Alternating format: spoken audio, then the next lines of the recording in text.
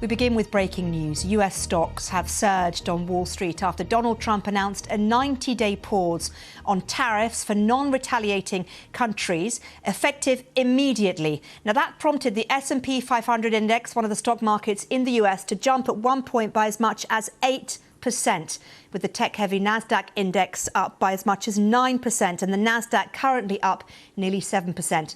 In the posts which the president put on the Truth Social platform, he also announced that he's raising tariffs on China to 125%. He said this: based on the lack of respect that China has shown to the world markets, I'm hereby raising the tariff charged to China by the United States of America to 125%, effective immediately.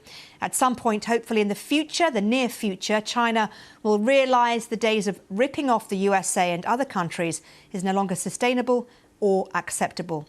Well, we're expecting to hear from the president shortly, and we will try our best, of course, to bring you that live. But a little earlier, the US Treasury Secretary, Scott Bessent, was speaking outside the White House on this announcement, and he said China is the most imbalanced economy in the history of the world. Have a listen.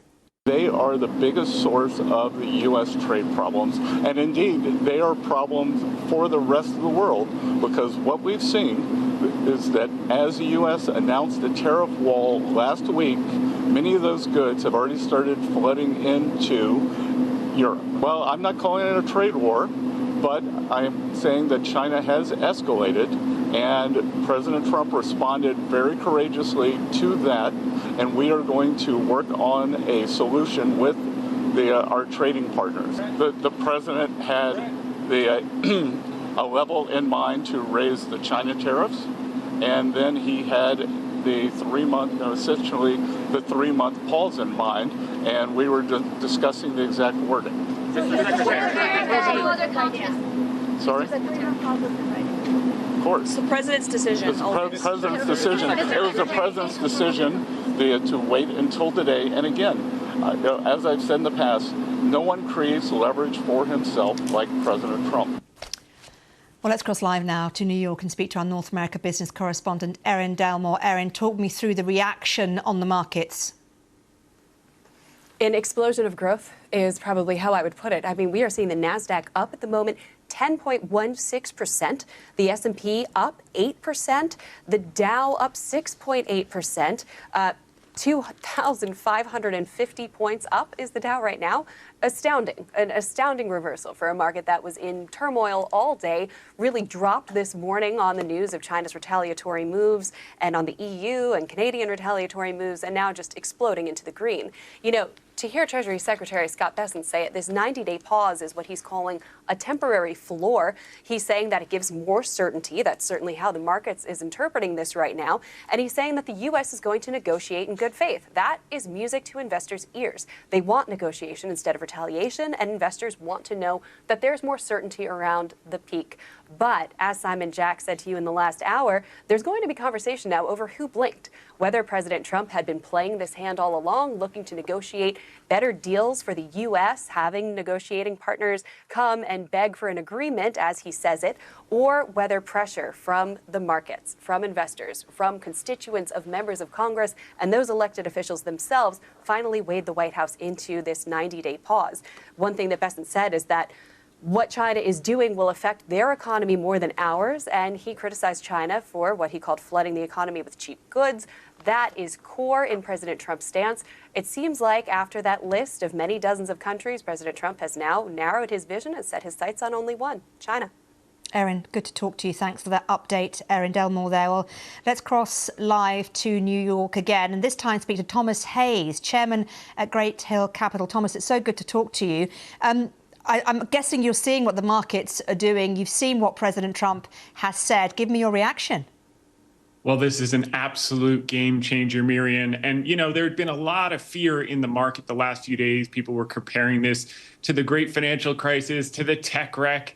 And the difference between this and those two crises that took years to work out was this was man-made, so it could be fixed in a day. And that's exactly what we're seeing today. And the beauty of President Trump's strategy and what he's done throughout his years is he escalates in order to de-escalate. So now we had a big ask, and now we're down to 10%.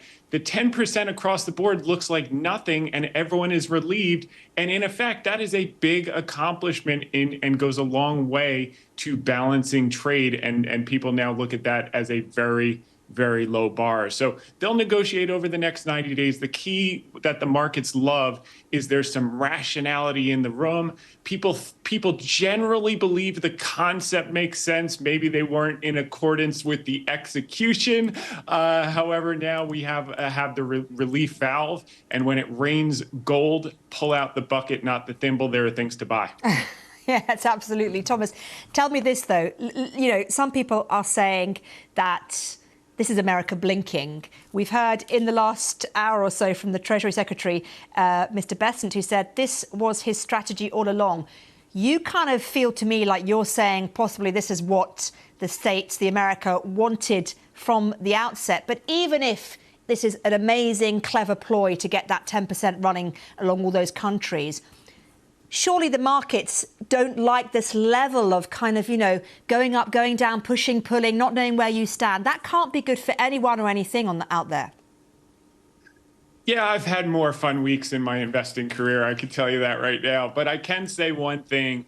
It shows a level of good faith. We've got to win that we're getting some imbalances fixed. The negotiations will probably go on longer than 90 days. And hopefully at some point, we'll get them on the phone between the U.S. and China and start to chip away at some level of balance. And then the market can go back to focusing on what? Focusing on earnings, focusing on cash flow, focusing on growth, focusing on employment. And all those things have been pretty good.